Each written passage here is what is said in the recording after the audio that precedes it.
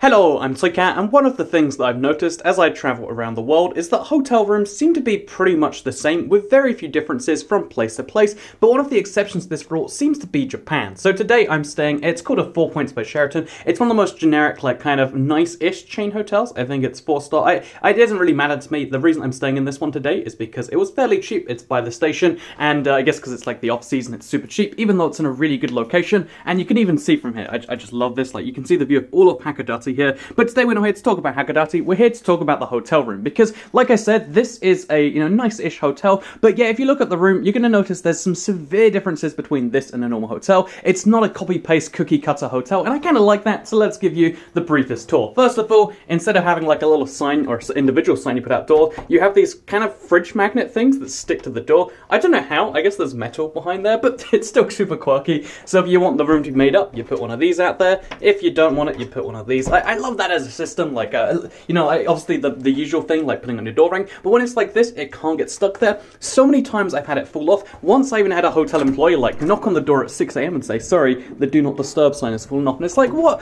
Why did you disturb me to tell me my do not disturb sign isn't working? Worst case scenario, that would have just, whatever, it was annoying, it was rough, it was stupid in my opinion, and yeah, so that's an interesting little difference. Then, as we head a little further in, you'll notice how the room size itself is actually really small. This isn't because it's a particularly small room, this is just the standard Japanese hotel size, and that's, again, even with a nice luxury-ish, I think you'd describe this as hotel chain, you still see how the space in the room just isn't that much. We've got a bed, we've got roughly the same size as a bed in the hallway, and then we've got a bathroom, which again, I would say, is smaller than the average bathroom. I mean, it's efficient and functional, what you need it to be, but still, it's a fairly small place in all of those regards. So just keep that in mind. There's me, by the way. They're also smaller than average. I think they're more higher tech with stuff like, look at this lamp right here, for instance. Why can't it be a regular light? I don't know, but I still kind of like it. Like, it's quirky. Everything's a little bit higher tech in my opinion. Look at this. We've got a lamp that looks like this for some reason too. a little bit wacky. There's even a bunch of like plug sockets, more than you usually find. I think it's good stuff. But yeah, higher tech, better thought out, but with less space is the way I've described this. And then also I would say that instead of having like art on the walls, you seem to get nice little things like this. And I know that the space is better designed in my opinion. The space generally has a better view based on my experiences so far, and is generally smaller, which I think is quirky. Oh, also just as a final side note, I haven't stayed anywhere that hasn't been like this, and it's something I like, but you probably won't.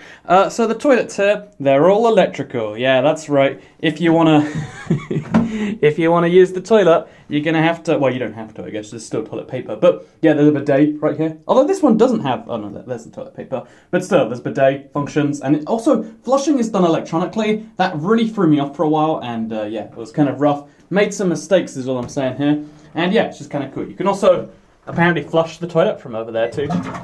Wacky. Okay, so anyway, just to kind of finish off the tour here, we also have, just on the weird, like, only in Japan, every hotel room seems to have one of these. It's either an air purifier, or an air humidifier, or an air dehumidifier, and I can't tell which one it is, because unlike everything else in the room where you can see, like, oh yeah, well, there's actually, like English underneath it. Everything else in the room is like that, even the toilet. This machine doesn't seem to be the same. This machine has a bunch of buttons on there, and now I've made it blue. What does that do? I really don't know.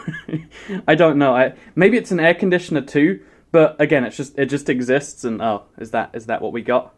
Strange. It just kind of exists in the room, and yeah, it's a common thing in Asia I do hear. But because I don't want to die of fan death, I'm going to turn that off. So anyway, with that said, this is Hakodate. I'm staying here only for tomorrow. The video, I won't be talking too much about the city, but I think it's such a cool scenic location. So if you're in Japan and you want to go like north a little bit, then this is where I'd recommend. It's cool. It's like, it doesn't look like Japan, but yet it is Japan. Yet I don't know, I find that cool. Maybe you do too. Maybe you enjoy this hotel review. The reason I wanted to make a few videos like this is just to show that, yeah, weird hotels around the world.